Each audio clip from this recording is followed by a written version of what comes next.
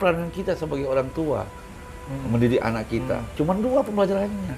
Sebagaimana diajarkan Luqman kepada anaknya. Coba kita buka surat Luqman, surat 31 dari ayat 12 ya, sampai 14. Ini cara mendidik anak, peranan orang tua. A'udzubillahi minasyaitonirrajim. Bismillahirrahmanirrahim. Dan sungguh telah kami berikan hikmah kepada Luqman, yaitu bersyukurlah kepada Allah. Dan barang siapa bersyukur kepada Allah, maka sesungguhnya dia bersyukur untuk dirinya sendiri. Jadi ketika kita bersyukur dengan diberikan pasangan kita menjadi sakinah, kita bersyukur dengan anak yang soleh. Untuk siapa kita bersyukur? Untuk diri kita sendiri. Nah, wujud kita bersyukur agar anak kita tidak menjadi sekutu bagi Allah. Caranya bersyukur. Nah, bagaimana sebagai orang tua, sebagai suami, sebagai istri, sebagai orang tua didik anak kita wujud bersyukur kita. Lanjutkan. Dan barang siapa tidak bersyukur, maka sesungguhnya Allah Maha Kaya, Maha Terpuji. Lanjutkan. Dan ingatlah ketika Luqman berkata kepada anaknya, ketika dia memberi pelajaran kepadanya, wahai anakku, janganlah engkau mempersekutukan Allah. Sesungguhnya mempersekutukan Allah adalah benar-benar kezaliman yang besar. Dan kami perintahkan kepada manusia agar berbuat baik kepada kedua orang tuanya. Ibunya telah mengandungnya dalam keadaan lemah yang bertambah-tambah dan menyapinya dalam usia 2 tahun. Bersyukurlah kepadaku dan kepada kedua orang tuamu. Jadi 2 pembelajaran Luqman. Pertama bersyukur, artinya kita wajib bersyukur kepada Allah, bersyukur untuk diri sendiri. Jika kita mendustakan nikmat Allah, Allah Maha Kaya, tidak membutuhkan itu. Nah, bagaimana Luqman mengajarkan anaknya tentang pembelajaran kepada anaknya, ya kan? Pelajaran sebagai orang tua, sebagai ibu, sebagai orang bapak untuk mengajarkan anak kita, orang tua. 2 pembelajarannya di dalam Quran itu, nggak banyak-banyak. Ya. Pertama, Chandra waktu lahir anakmu, pertama kali diajarkan suara pertama kali diapain? Diazan. Diajarkan. Diajarkan ke Kupingnya. Terus di sebelah kiri. Komat. Kenapa harus diajarkan pertama kali? Karena yang pertama kali didengar, ya kan? Didengar bukan suara ayah, tapi suara Allah. Allahu Akbar. Allahu Akbar, ya kan? Terus asyhadu alla ilaha illallah wa asyhadu anna Muhammadan. Kenapa azan itu? Kenapa diazankan kuping kanan, diikomatkan kuping kiri? Pertama kali pembelajaran didengarkan suara Tuhan kepada anak tadi, ya kan? Apakah cukup? Belum, ya kan? Setelah kita dengarkan suara Allah, Allahu Akbar, ikomat, kita azan ke kuping kanan, kita azan ke kuping kiri. Ini pembelajaran, ya, pembelajaran kita, ya, pembelajaran yang harus ada makna dan hakikatnya.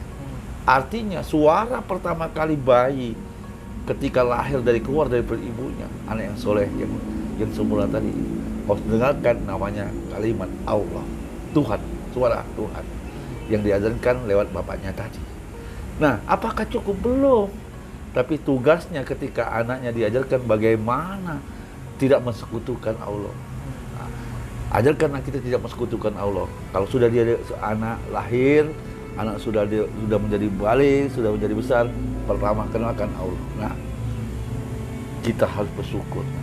Ya, jangan sampai kau mensekutukan dengan Allah sesuatu apapun, termasuk diri Bapak. Jadi jangan kau pertuhankan Bapak. Ya, jangan pertuhankan ayahmu ini. Karena kau lahir hari ini, kau hidup hari ini karena Allah. Ajarkan seperti itu. Ketika anak kita sudah masuk mengerti tentang SD gitu diajarkan, ya kan, seperti itu. Dan ajarkan anak kita untuk berbuat baik kepada orang tua. Karena kau sebagai orang tua, ajarkan, contohkan kau berbuat baik kepada bapak, ibumu, ya kan, martuamu, ya kan. Ajarkan anak kita untuk berbuat baik kepada neneknya, kepada kakeknya. Sebenarnya untuk apa? Agar anak kita tadi berbuat baik kepada kita, ya kan. Nah, 2 pembelajaran ini, ya kan. Nah, ajarkan berbuat baik kepada orang tua yang mana? Orang tua kita, ya kan. Orang tua kita. Artinya anak tadi kalau sudah dewasa kau sujud dengan ayah, sujud dengan kakek, berbuat baik dengan kakek. Dan kita sebagai orang tua mencontohkan itu. Nah ini pembelajaran Luqman. Ya, 2 pembelajaran ini. Pertama, jangan mensekutukan Allah. Yang kedua, birrul walidaini. Berbuat baik kepada orang tua. Nah, orang tua mana? Orang tua kita. Mertua kita. Ajarkan itu agar sujud dengan kakek neneknya, berbuat baik. Untuk siapa? Untuk kita sendiri nanti. Kita mencontohkan kepada anak kita bagaimana sikap ayahnya di depan orang tuanya, bagaimana sikap ayahnya di mertuanya, bagaimana sikap istri kita dengan orang tua. Seperti itu. Dan anak akan meniru seperti itu. Jadi kalau hari ini anak melawan orang tua karena kita tidak pernah mengajarkan anak kita untuk berbuat baik kepada orang tua. Sebagai orang tua, sebagai ayah, sebagai anak kita punya orang tua, kita tidak berbuat, maka anak kita begitu juga nanti dengan kita. Hati-hati. Ya kan? Nah, yang perlu diingat Chandra, anak itu dan istri kita itu akan menjadi ujian kita sebagai orang tua. Dan ingat juga suami juga bisa jadi ujian kita, anak kita.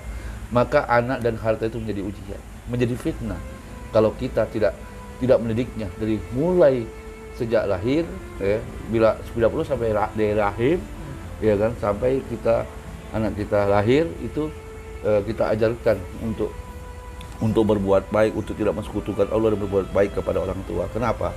Karena ketika anak kita dan harta kita itu akan menjadi ujian bagi kita. Ya kan? Surat 64 ayat 16. A'udzubillahi minasyaitonirrajim. Bismillahirrahmanirrahim. Maka bertakwalah kamu kepada Allah. 15 nih, ayat 15 ini coba. Dibaca 15. Sesungguhnya hartamu dan anak-anakmu hanyalah cobaan bagimu. Apa salahnya? Innama amwalukum wa auladukum fitnatun. Fitnah, tahu fitnah. Jadi anak itu bisa fitnah itu menjadi ujian, cobaan. Harta kita, anak kita itu menjadi fitnah. Makanya banyak orang tua anaknya menjadi fitnah. Orang tuanya bisa dihina, orang tuanya akan jatuhnya kehormatan karena fitnah. Kenapa? Dari sejak awal kita tidak mengajarkan anak kita untuk tidak mensekutukan Allah dan berbuat baik kepada ibu bapa. Yang ketiga, dan juga kita menganggap anak kita lebih mencintai daripada Allah, dan Allah nggak akan didik itu. Bagaimana membangun anak kita yang ketiga? Selain tidak diajarkan tidak mensekutukan Allah, yang kedua anak kita tidak berbuat baik pada orang tua. Yang ketiga apa?